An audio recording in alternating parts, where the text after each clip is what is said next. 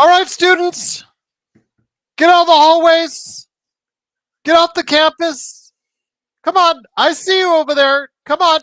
It's Lakers Fast Break University. It's Gerald Glassford, Dean of all University Studies, right here for you. Thanks for joining us once again. Please like and subscribe to Lakers Fast Break. Become a member today. Get emojis, students, badges. You get videos, you get articles, you get inside information, all to you so you can go ahead and master your LFB studies as a member today for just $2.99 a month. But yes, getting those kids off of campus. Come on, inside for class. Come on, you guys can do it. All right, come on in.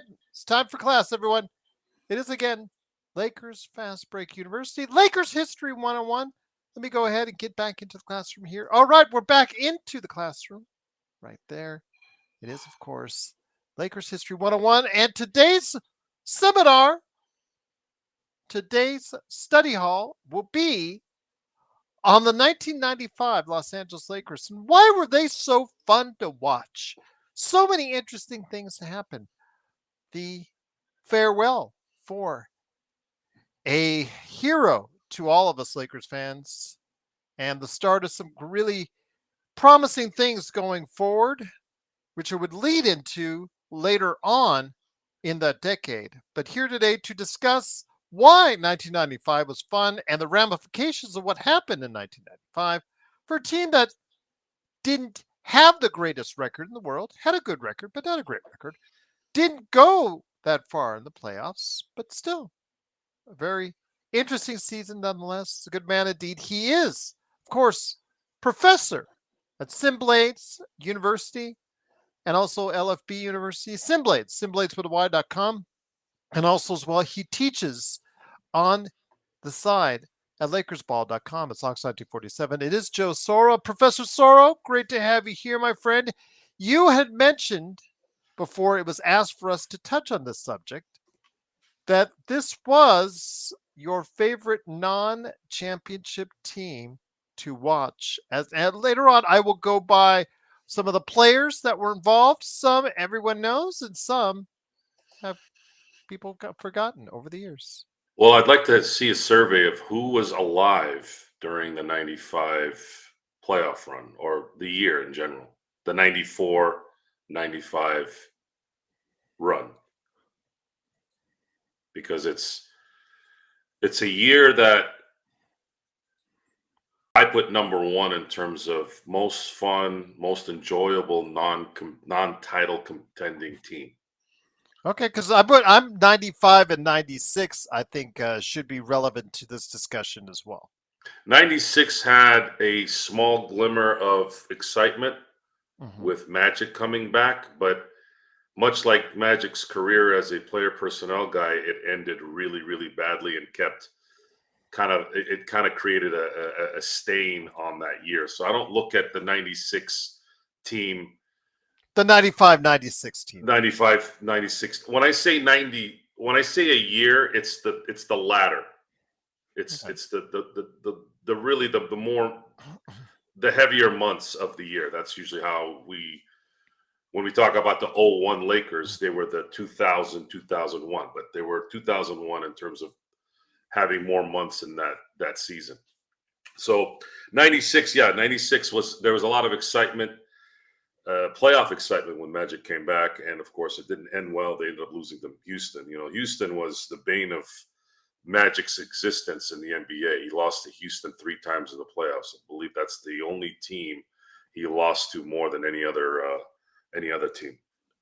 But the 94-95 team was a culmination of draft picks and key free agent acquisitions that gelled very, very, very well. And they were young, they were energetic, they were attitude driven. The only player that frustrated us, at least for me, was Eldon Campbell. Eldon Campbell had a habit of playing like a all-star one week and then playing like a complete buffoon the following 2 weeks. Sam Bowie, at the time I wasn't in the Sam Bowie, Jordan draft situation. I was just focused on his ability to play, and unfortunately, his ability to play was not good. So between him and Eldon Campbell, it was very, very frustrating watching him and and Eldon Campbell play.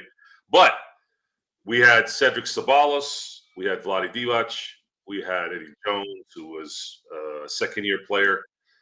I loved Antonio Harvey. I loved the fact that was a 7-foot Skywalker dude who could just, I thought, out of Pfeiffer, I thought was just going to be a guy that maybe could be that lob artist, a guy that could, really shot on defense. Didn't really materialize, but man, there were some fun moments to watch with him as well. Sadell Threet, Nicky V. I think Kurt Rambis played his last season for the Lakers that year as well. Yeah, he came back. He switched over to being a coach the next year. Right.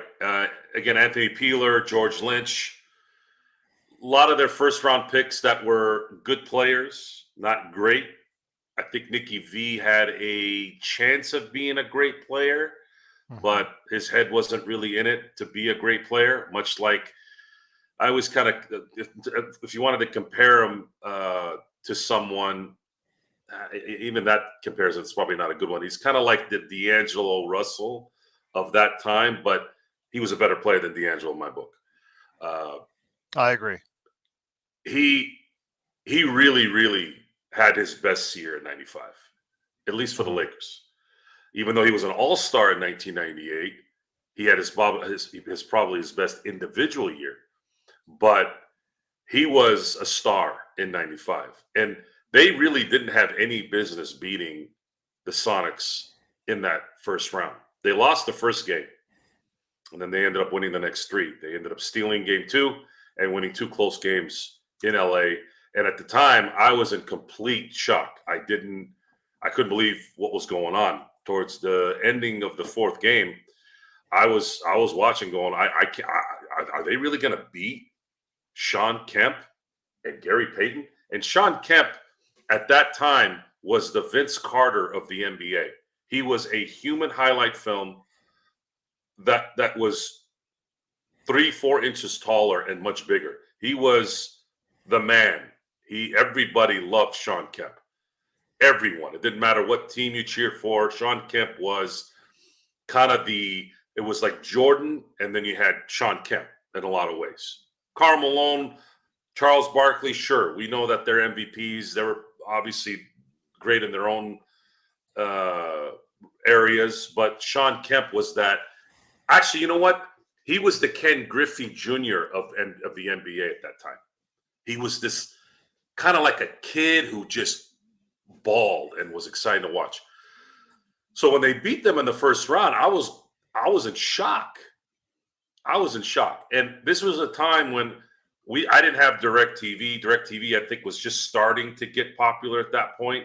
I was still living back home in the Central Valley, so we weren't able to watch local Laker channels. I didn't get a chance to do that until a year and some change later when I moved to San Diego. But we watched a lot of nationally televised games that year, and of course the playoffs. And it was a very enjoyable few weeks. They beat the Sonics. Then they went on to play a very good San Antonio team the year that David Robinson won the MVP. And we were thinking it was going to be a sweep. And then Nick Van Exel had something to say about that. And of course, the biggest game, the most memorable game for Laker fans was Game 5 in San Antonio, a game that the San Antonio Spurs were leading with like a minute left. And Nicky V ended up hitting 2 just absolute clutch shots to win the game. And it was one of those games where in the end, Vlade was involved in it. The last shot that they ended up taking the lead in, where he got a rebound off of a chippy. It's weird how, if you watch, and I sent you the link, Gerald, I don't know if you can show it. I don't know if you're going to get in trouble. But for those of you, if we can show it, cool. If not, go on. I'm going to take a look at it first. Go on the YouTube, and I don't know if we could probably share the link there. It's weird because it's not the same, but it's close. Like Eldon Campbell did what Shaq did in 2002 where he was right there. He was right there. Kobe and Shaq did it, actually. He was right there. That ball should have just dropped in. He missed it. Patrick Ewing it, basically. The ball bounced from the back of the rim. And then the ball's fumbling around, and then guess who has it? Vlade. And he's able to get it to Van Exel, and he does a running floater from 3 and buries it. And he is right now. Yeah. I wish I could show it, but I forgot that there was going to be some of that issues with the show. I put the link in the chat for the students out there so they could go ahead and watch right now. It is on that wonderful 1990s quality video. Yes. There is an elegance. There is an elegance to that. Yes. There is an elegance to that particular production value. It takes you back in time to what it was. And my hope in the future is that I know the technology is there. It's just, I wonder if there's a way they can create the technology to be much more instantaneous. Like if they were to clean these games from the NBA archives in a much quicker machine. Gerald, if you can create this or find someone that can, you'd be a gazillionaire, because you could do that with movies. Yep. You could do that with video games, right? You do that with all that stuff. Imagine seeing 8-bit Mike Tyson's Punch-Out in Call of Duty 2024 quality. I think that would be kind of interesting. Well, I know the WWE does quite a bit of that, but it is painstakingly arduous to go ahead and retouch quite a bit of that stuff from the 80s and 90s. So the NBA does a little bit of that only when they're doing specials or things of that nature, like biographies, documentaries. They'll touch up that stuff to look good. But yeah, grabbing it from YouTube not only is copyright protected, but yeah, they'll also go ahead and just the quality of it. But yes, if you want to go ahead and take a stroll down memory lane, I'd suggest students take a look at what's in the chat right now. It is a great look at what the 1995 team is all about. I remember 95 was a big year for me because it was the year I did move to Las Vegas, but I was still watching that 1994, 1995 team, and their playoff run as close as possible. First on KHJ, which had just, I think at that time, had they changed over to KCal yet at that time? Were they KCal yet at 1995? I don't remember. I do know that they were on KCal when I arrived a year and some change later. They were doing the road games on KCal, and then there was Fox Sports West for the home games. And I know now these days KCal is owned by CBS, KCBS locally in LA, but I want to see when they were, it was KCal at that point in time in 94, 95. So, yes. When did they move from Prime Ticket to Fox, or did the switch? That I don't know. I'll have to get you as far as that's concerned. But I know, remember, their road games, all their road games were on KCal TV at that point in time. Correct. So yes, for the home audience. But I'm going to have to see the how long Prime Ticket was in their Wikipedia and how long that lasted out there. But yeah, just the memories of that, because remember, that is the Forum still, Joe. Those are the dying days of the Forum with the Lakers as its main tenant, as far as those years 94, 95, and then 95, 96. You can see it in the team pictures if you look up the 94, the one I used for 95, 96. Both those years were relevant. Again, that they're just so fun to watch during that era, Joe. And then 95 had something 94, 95, 95, 96 had something that 94, 95 didn't have, was the return of Magic Johnson, at least initially, as far as that's concerned. Yeah, 96, there was hope for a very short time that Magic could play maybe for a few years. Initially. 95 is when it Prime Ticket left in 95. Yeah, so. But when you look at a lot of these, when you look at a lot of these documentaries about certain teams and certain duos, a lot of it is embellished. in terms of how good they were at the time. When we talk about, oh, the Seattle team was a very good team, they were, but they weren't. They were kind of a more exciting version of the Utah Jazz. What I mean by that is they lost series they should not have lost. They lost too many series they should not have lost. It wasn't just 95. Losing to the Bulls in 96, there's no shame in that. But they should have won. They should have gone to the finals like a previous year, before 95, 95, probably 97. They left a lot on the table. And I'm not trying to downgrade Sean Kemp or Gary Payton, but a lot of the reasons why Jordan is because a lot of these guys just couldn't win when they needed to. Yeah. And that's the difference, is can you win? I know it's difficult to win in this league, even if you have good players, but with the skill set that Sean Kemp had and Gary Payton, those guys should have probably won. They probably should have won a championship in that dead area between 94 and 95. 95 probably was their best team or their best chance to probably win it all. But no, actually 96 was probably the best team. But 95 probably should have been the year they probably went all the way and won it. But that was the year the Houston Rockets went to the finals as a 6 seed. And Hakeem was playing out of his mind those two years in 94, 95. But as far as the Lakers are concerned, this was the precursor of what was to come. The Lakers looked much different 5 years later when they ended up winning the championship. But you have to give the Lakers organization a lot of credit during the Magic and pre-Shaq window. They were drafting really good players, much like how they were drafting players from Randall to Russell to Ingram, except the difference is these role player, good players were a little bit more kind of invested in being kind of next level talent. Eddie Jones, Nick Van Exel, Vlade Divac.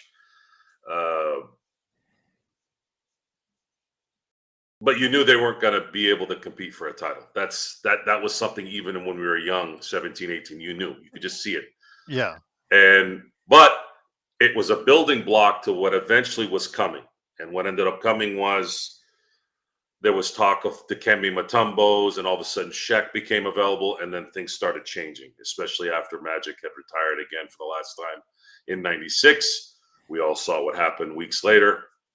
Lakers, Jerry West, and the crew ended up having, in my book, probably the most transcendent offseason that I've ever seen in sports, or I'm sorry, ever in NBA history.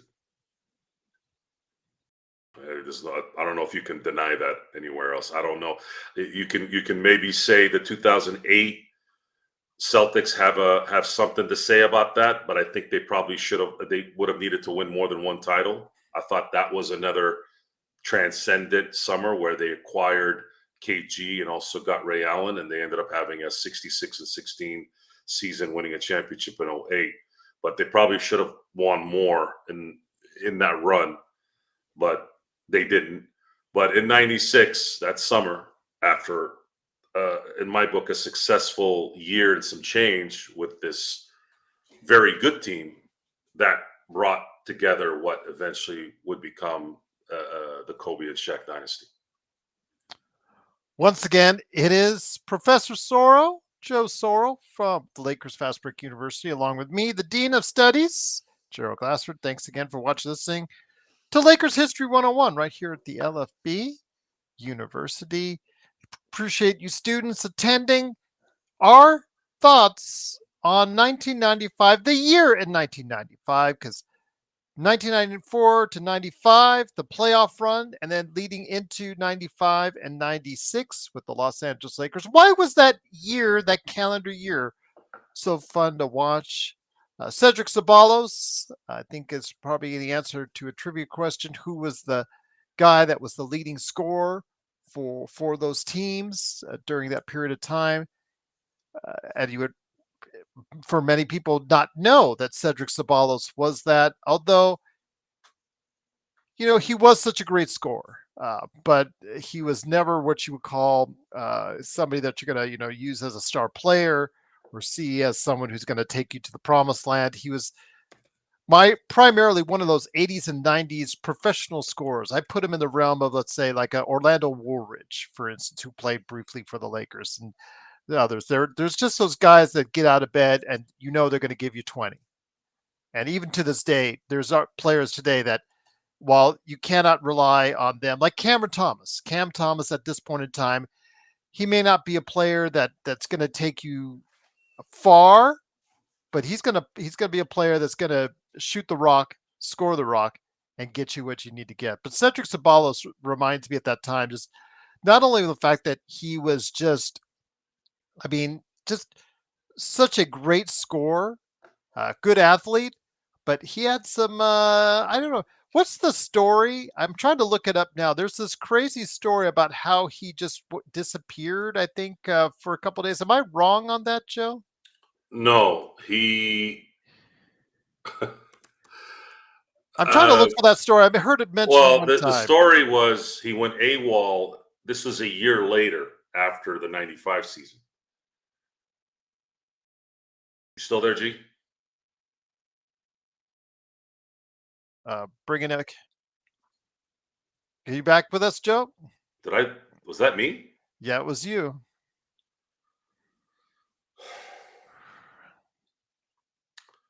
I need to get something's going on my internet, man. I don't know what the No worries. We're back though. We're back very quickly here. Where did I leave off? I'm gonna forget again. The crazy story for Cedric Ceballos.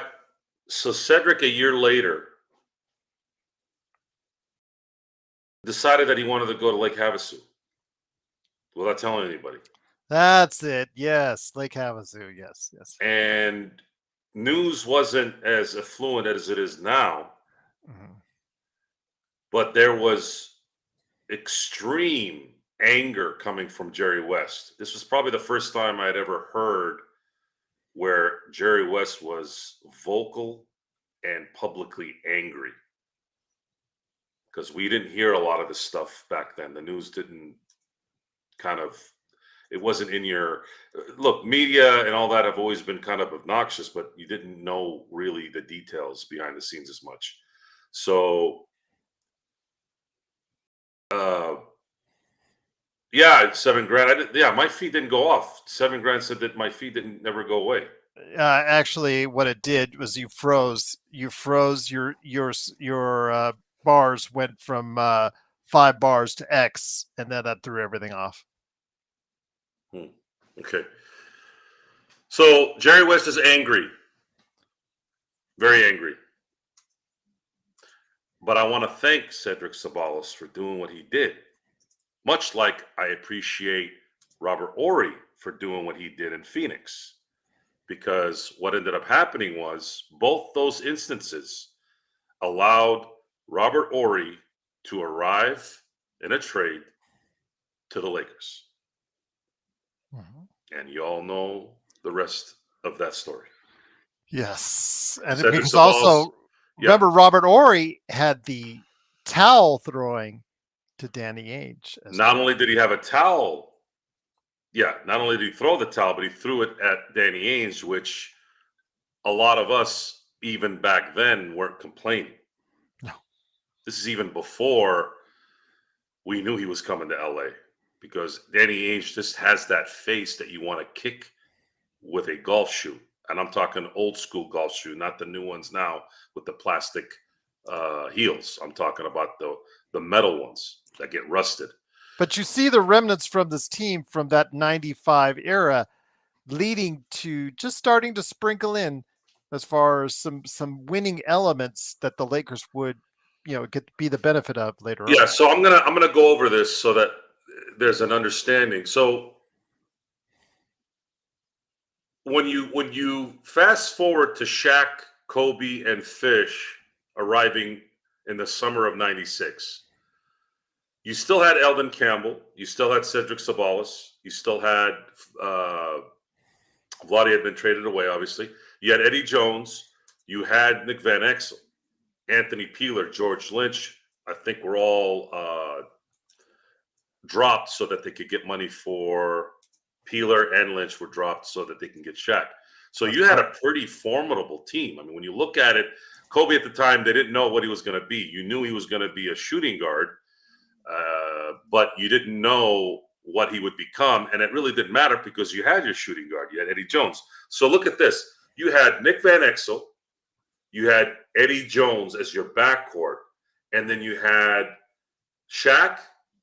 And then you didn't know what Derek Fisher was going to be. And you also had Eldon Campbell at power forward. So you're looking at Cedric Sabalas at small forward, Eldon Campbell at the power forward, Shaq, Nicky V, and Eddie Jones.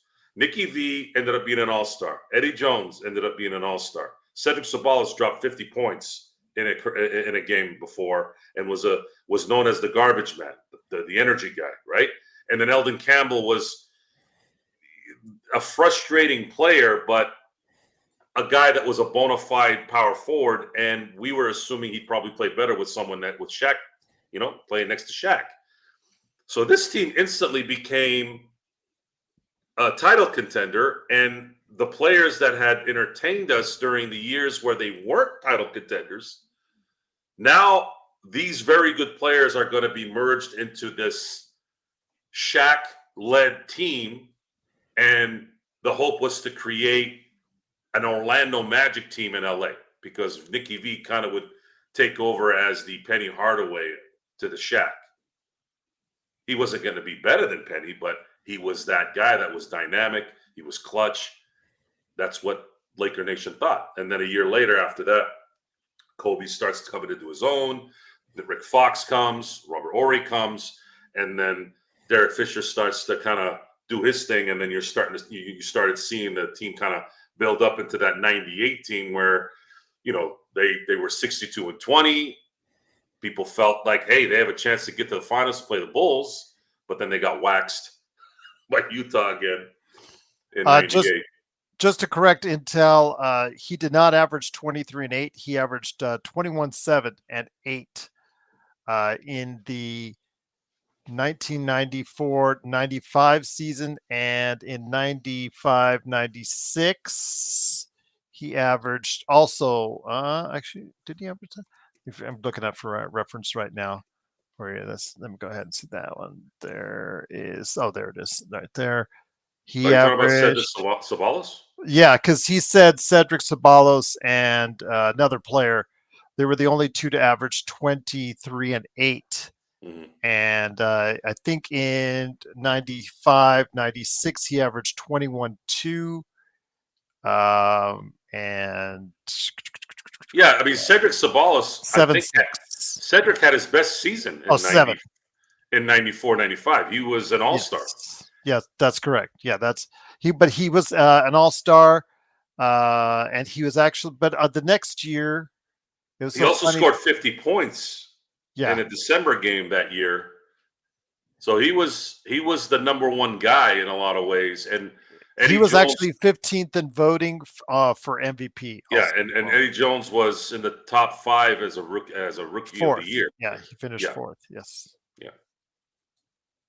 So hell of a lineup too. It was Grant Hill, Jason Kidd, who tied, won Rookies of the Year as a tie, and then Glenn Robinson. So Eddie Jones was that. Jawan Howard was in that draft. Brian Grant was in that draft. Eddie Jones was beloved in LA.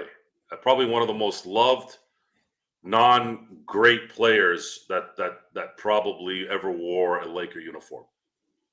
Yeah. And people still were angry when the Lakers. I remember in 2000 when we won, people were still kind of irritated that Eddie Jones was traded for Glenn Rice. Even though Glenn Rice is key, he had something that Jones couldn't do. I know they were into their feelings, but that's like a parent loving their kid. You can't, if even though they're not the best on the team, you almost got to just sit there and just go, well, guys, I understand, I really do, but in the grand scheme of things, it was the right move. Glenn Rice was the perfect third guy for that team. Yes, I know he did play defense, and the thing is, Glenn Rice's ascent down away from his prime. So it's just kind of how that kind of lucked out.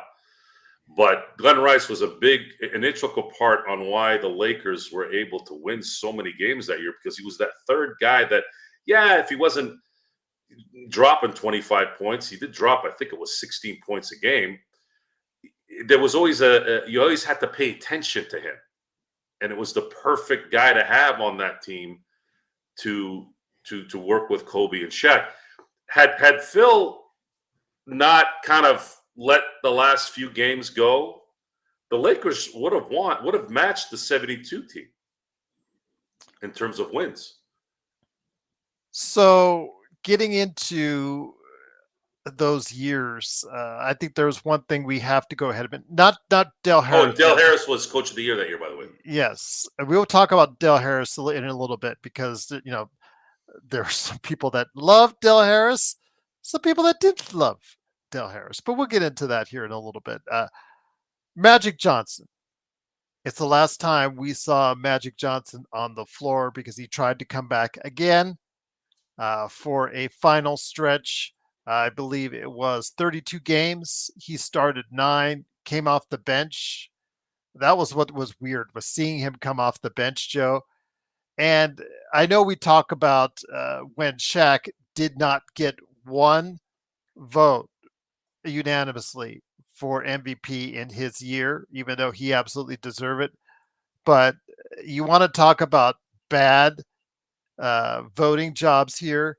Magic Johnson played 32 games that year, started 9, came off the bench for the majority of them. 14.5 points, 7 assists, 5 rebounds. Nowhere near his best numbers, Joe. And obviously it was, he decided to call it quits during the course of that season. But do you realize he finished higher on the MVP ranking than Cedric Ceballos did the year before? He finished 12th in the MVP voting and 5th for Sixth Man of the Year. I'm not kidding. I'm not kidding.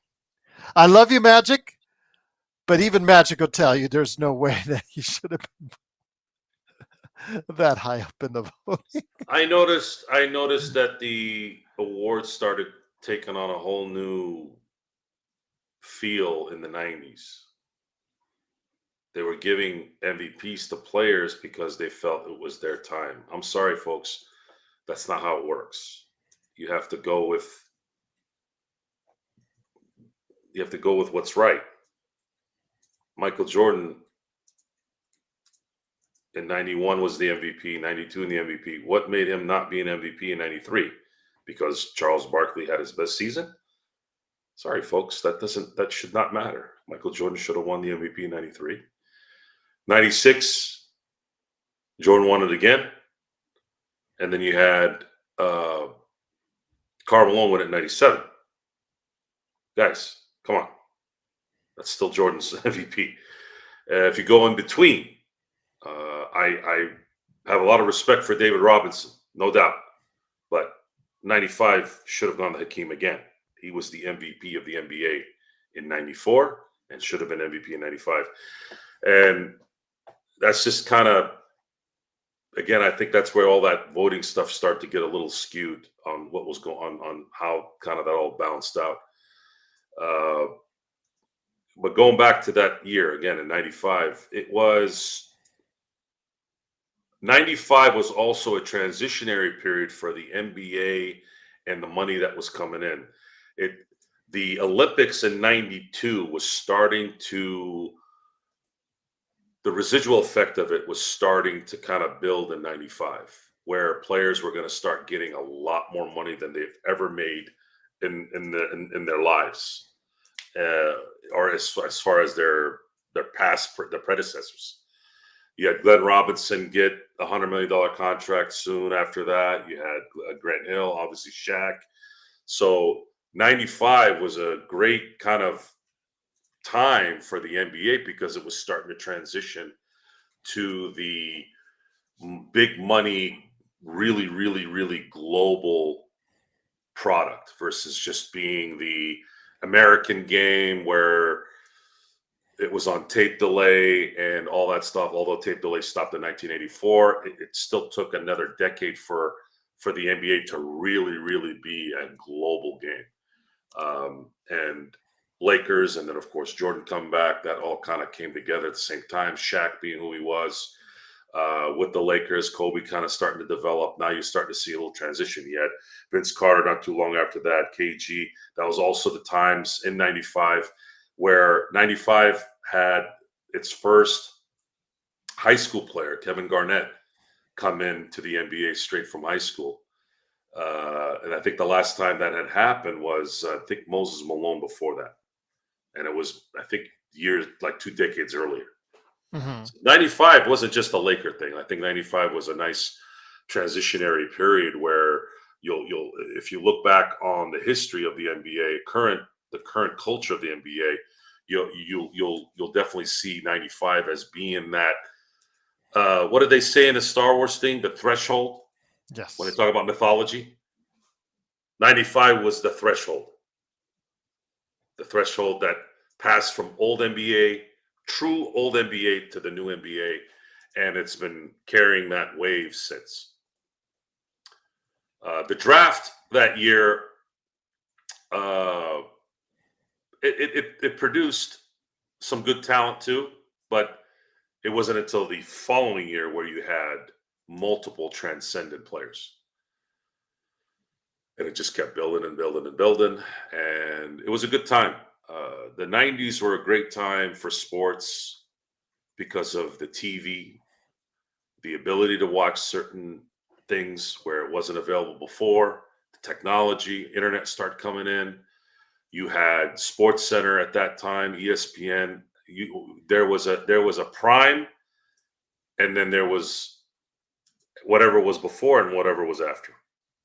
The greatest display of sports analyzation broadcasting that you'll ever see in the history of sports broadcasting was in the 90s. The talent, the execution of it, guys like Stu Scott, guys like Dan Patrick, Keith Olbermann before he went nuts, uh, and so on and so on, the Hannah Storms and all those things. So many good things that year, 95, and in and around that year where you just saw the quality at its peak.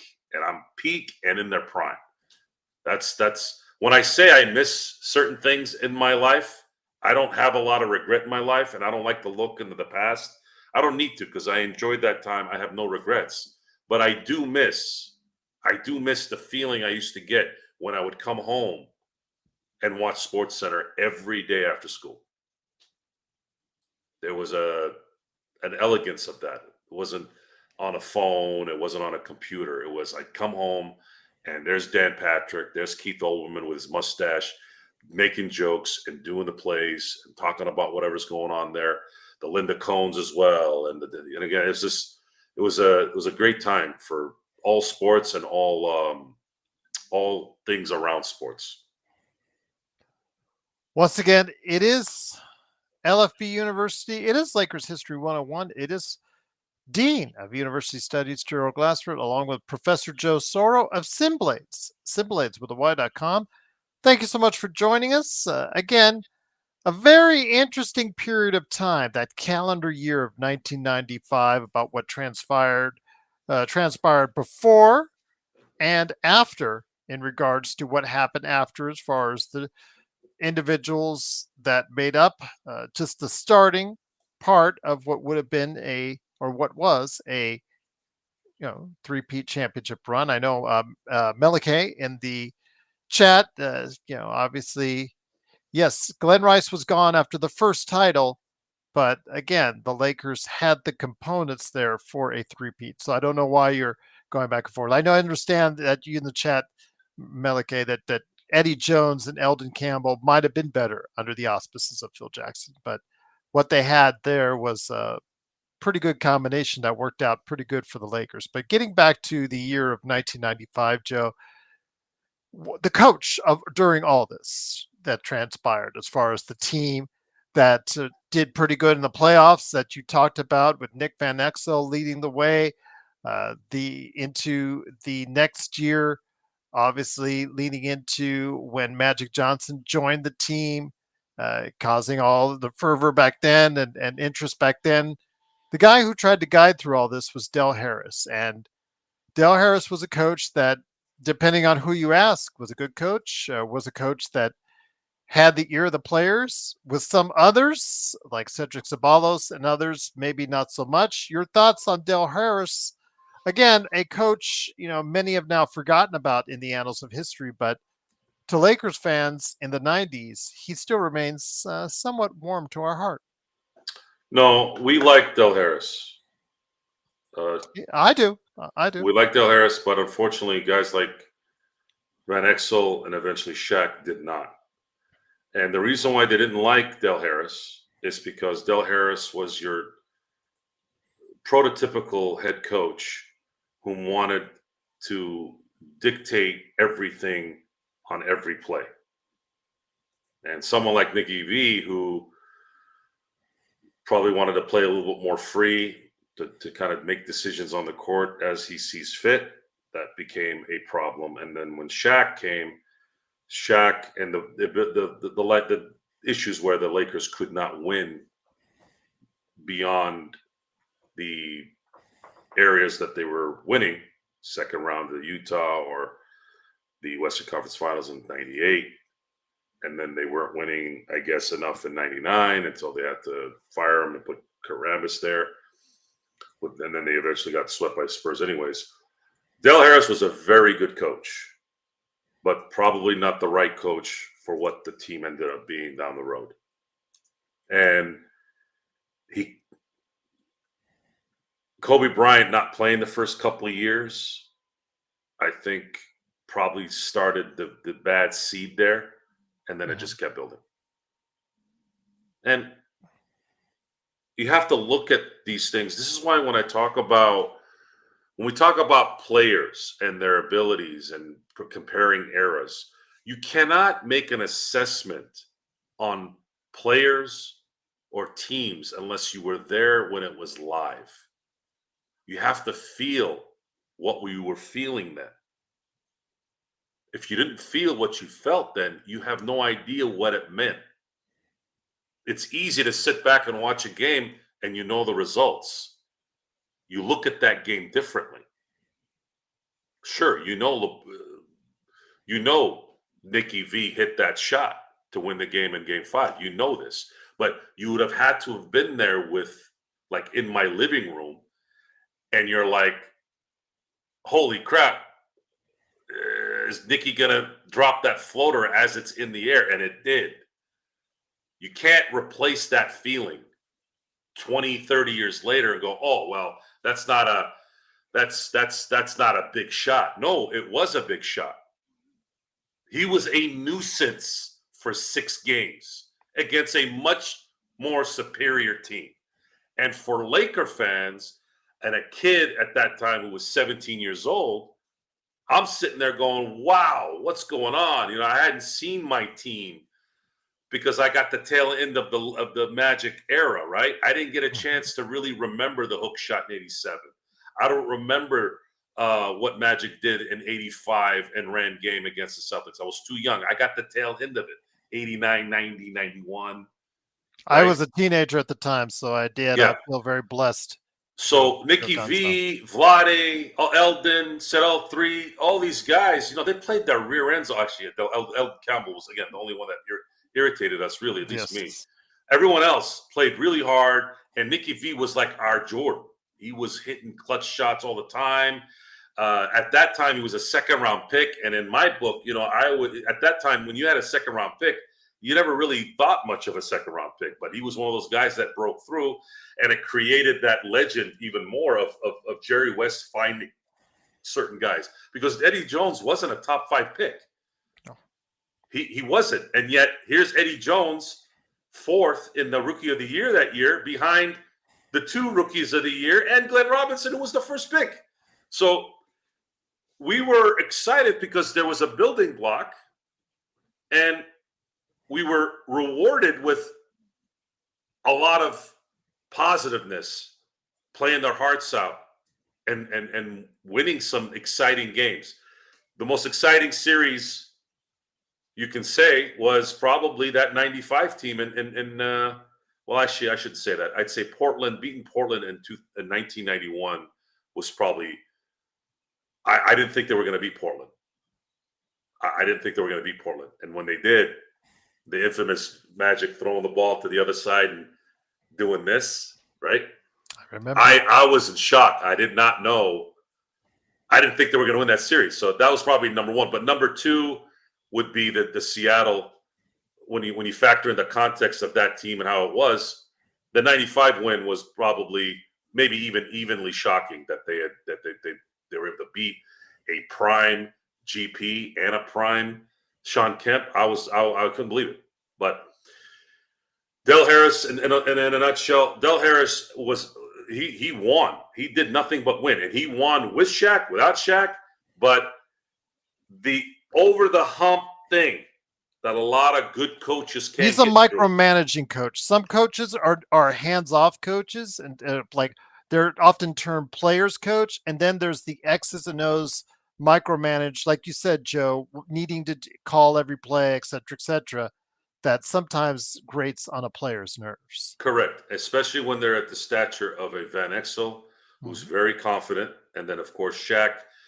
I always thought this was one of the more obnoxious things with Shaq that I never ever liked, no matter what, was he would say stupid things like, well, he's never won, so I'm not really going to respect somebody who's never won. Well, Shaq, why don't you look at it as, why don't you help him win so he can be a winning coach? I always got irritated when Shaq would talk like that, whether it was Bob, I'm sorry, not Bob Hill, it was Bob Hill. The coach in Orlando. I always forget his name. I thought it was Bob Hill. Yeah. No, Bob Hill was San Antonio. Go ahead and look for that, and I'll explain. Yeah. The Kurt Rambis, the Del Harrises, like it was always something with Shaq, and then even later with Stan Van Gundy. Del Harris. He did coach for Orlando. I was assistant with Orlando. My bad. Yes, that's. I know which trio you're talking about. Yes. Yeah, it was. Del Harris was a good coach. I got it. He just wasn't the right coach for that time. It just Brian Hill. Brian Hill. Yes. I knew it was a Hill. I just forgot his first name. So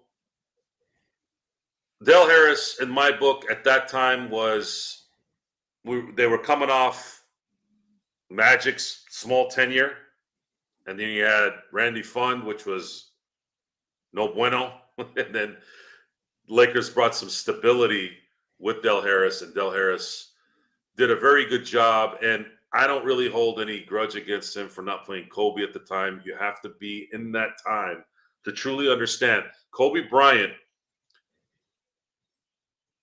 was the first perimeter NBA player to come straight from high school to the NBA.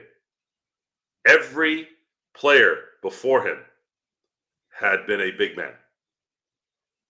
So, and not only that, Kobe was 6'5", 6'6", $190, playing with men, being the NBA, how it is. At that time, no one really thought much of Kobe in terms of being someone that you could throw out there to play an 82-game season and be effective. However, you got to give Del Harris credit here, folks, because I know he gets a lot of crap, and that's not fair. What did he do in the end? Yes, it didn't work out, but he trusted Kobe in that Utah series before those air balls. Yep. So it's obvious that Harris saw something towards the end of the year. Well, Tuff said it best.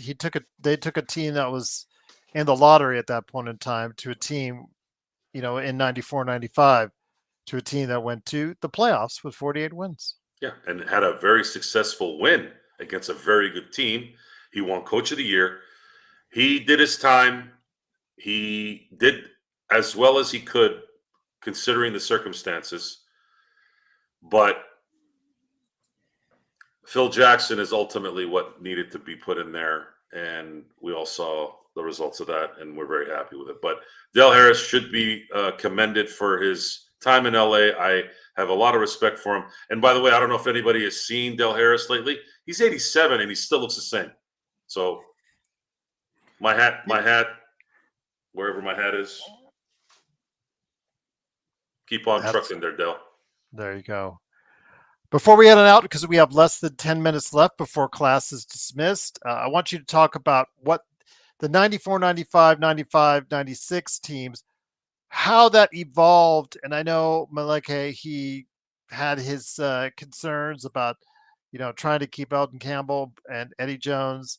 Yes, Glenn Rice only stayed 1 year, but that team in 95, 96, that evolved. The components were starting to be built up for something really special later on. So with 8 minutes left, let me know your thoughts on what it actually eventually built up to with a three-peat for the Lakers. Well, I think the Eddie Jones trade had more to do with letting Kobe open up than going to go get Glenn Well, Rice. that was the reason why, because yeah, they had to make a decision. You had to give the room, and at that time, folks, it wasn't a positionless league. You had two all-stars. You had two all-stars playing the same position. It's one too many. It was very similar to Norm Nixon and Magic in terms of they're both formidable. One is still better. Obviously, Magic's better than Norm, but they were very formidable. But one had to go to really blossom into what ended up being the Lakers, eventual, megastar, which was what Kobe was. Eddie Jones was never going to be that guy. Eddie Jones was always going to be a very good player, an all-star, but a very good player, not a great player. And at that time, I think it was needed. It's just what needed to happen. You had more playing time for guys like Rick Fox, obviously Robert Horry as well, D. Fish as well. It just played out the way it was supposed to play out. And it sucked losing Eddie Jones because he was a fan favorite. But that happens in sports. It's what it is. Charles Oakley got traded for Bill Cartwright. Matt Michael loved him. Bulls fandom loved him because he was like that beast. He was like the Marty McSorley of basketball at that time. I was upset when Vlade, who was my favorite player at the time, he got traded for Kobe Bryant, and I was sad for. I think Vlade. I'm okay with that now. I was sad for Vlade. I wasn't upset because you got to take Shaq over Vlade, so that doesn't. You it worked out. We got Shaq. Absolutely. Yeah, but I was sad for Vlade because he loved LA, and it's very hard when someone really loves your team and he's the player and you love him and you're like, what do? You're caught in this like, shoot, we miss you, Vlade, but it's Shaq and he's 24. I didn't know who Kobe was at the time, so that was okay. Well, they're going to give this high school kid a shot. We'll see what happens. But that trade was done for Shaq. And of course, we didn't know who Derek Fisher was going to be at the time. I had not done at that time, I didn't know. I knew college basketball. I was following it. I knew that UCLA just won the title that year and the Kentuckys and the Arizonas. Yeah, I knew about them, but I did zero research and had no idea of anything really in terms of what was going on. You did hear certain players, of course, Vince Carter's, Antoine Jameson's, and all that, but that was it. I never really watched those guys play a lot because I just wasn't in a mode of watching those guys on a daily. But yeah, the 95 was the threshold, and it was an entertaining year of before the threshold, and it helped kind of springboard what eventually became the Shaq and Kobe era, and that era ended up going all the way until 2016. I mean, I could have never imagined in a million years that particular era of basketball would follow for 20 years with a piece from that time. All those guys connected. It was I I miss the time sometimes just because of the innocence, maybe because I was still in high school. But I do remember those times, not only for the Lakers, but also just the culture of sports was just really fun to be around. I don't know if that's the case, Tough. It says we were never going to win a championship with Vlade. I mean, we made it to the finals with Vlade during the Michael Jordan era. So, had something gone right, something broke another way, we could have won a championship with Vlade. Uh, there's a lot of discussions about that. That's another good history. I'm But gonna then kind of. again, him, it's like the old adage with SGA trade with Kawhi and PG. Everybody thought, oh yeah, you trade away SGA and you get and those draft picks, you get PG and Kawhi. Well, in this case, you trade away Vlade and you got Kobe and Shaq. I'd say that's a pretty good trade. I'd I say that's wish I wish in '91 that there was a healthy James Worthy and Byron Scott. I would have liked to have seen if those two were healthy, if there was a chance that the Lakers could have upset the Bulls. A lot of my friends at the time, my parents' friends whom were family friends, obviously. I remember hearing a lot of them who were realists saying, "Joe, this is Jordan's time. It doesn't matter what the Lakers do." I remember I was hearing that a lot, and I was in denial of it, especially after Game One. I was like, "No, no, no, no. Jordan can win more later. I want Magic to get number 6 at that time. I remember, and they were close. They were real close. I think about it a lot, especially Game 3. If they were somehow able to sneak away Game 3, and they had a healthy Worthy and Byron Scott, that's where my head would always go to at that time. Like, God, if they could have just had been healthy, maybe they win Game 3 and the momentum continues to go because they were at home uh, the next 2 games. What if they win one more game and they're able to sneak away another game? I don't know. At the time, completely different mindset than I have now. and But it again, worked. Vlade for Kobe and Shaq, that's a winner, my friend. So And the Sacramento Kings were one bad Vlade volleyball hit from winning the championship in 2002. there you go. I know it's ifs and should haves and when or would haves, but winning a championship is hard, folks. Winning a championship is hard.